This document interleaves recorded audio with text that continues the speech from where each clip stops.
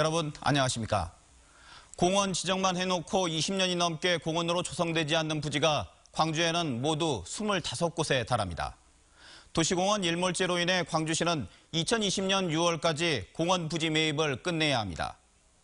공원 부지 안에 있는 사유지 개발을 지나치게 제한하는 건 재산권 침해라고 헌법재판소가 위헌 판결했기 때문입니다.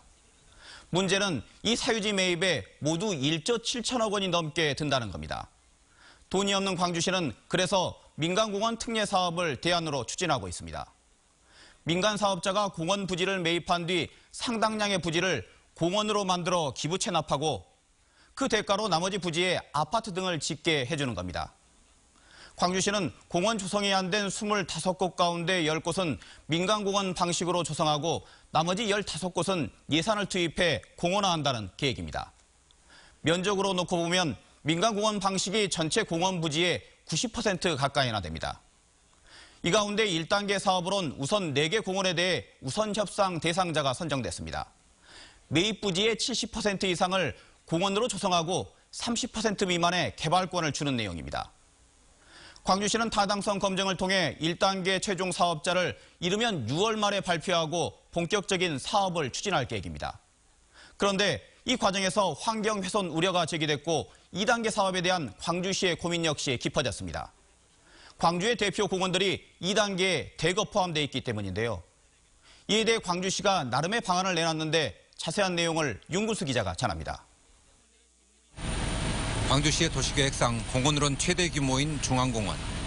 콘크리트 도심에서 허파 역할을 하는 이 공원은 면적이 300만 제곱미터로 축구장 420개와 맞먹습니다. 중해공원도 면적이 200만 제곱미터가 넘습니다. 이 두 공원을 포함해서 6개 공원이 2단계 민간공원 특례사업 대상입니다. 총 면적은 710만 제곱미터. 광주시는 시민단체와 의회, 전문가 등이 포함된 거버넌스 회의를 통해서 이 공원들을 민간 사업자에게 맡겨서 개발하기로 결정했습니다. 다만 개발 면적은 총 면적의 9.3%로 제한하고 나머지는 공원으로 조성하거나 현재 녹지 상태 그대로 남기기로 했습니다. 원형지 보존 85%, 그래서 공원 조성을 할 필요가 없게, 그래서 실질적인 대부분의 공원 조성은 미래 세대가 그걸 감당할 수 있게 하고 제1차적인 목표는 토지의 확보에 두었습니다. 또 민간 사업자가 아파트를 짓더라도 20층 정도로 높이를 제한해서 난개발 가능성을 막기로 했습니다. 광주시는 촉박한 시간이나 시 재정 등을 감안할 때 이만한 대안이 없었다고 밝혔습니다. 다른 더 나은 대안이 있거나 더 시간적인 여유가 있으면 또 검토하고 또 검토하겠지만은 그런 범위 내에서는 좀 최적한을 도출했다. 하지만 1단계 때보다 공공성이 높아진 만큼 사업성은 떨어질 수 있기 때문에 얼마나 많은 사업자가 관심을 보일지는 미지수입니다. 또 녹지를 최대한 보존할 수는 있겠지만 실제 공원으로 조성하는 면적은 5% 정도에 불과하다는 한계도 있습니다. 광주시는 오는 4일 도시공원위원회 심의를 거쳐서 5월 중에 사업자 공모에 나서기로 했습니다. MBC 뉴스 윤근수입니다.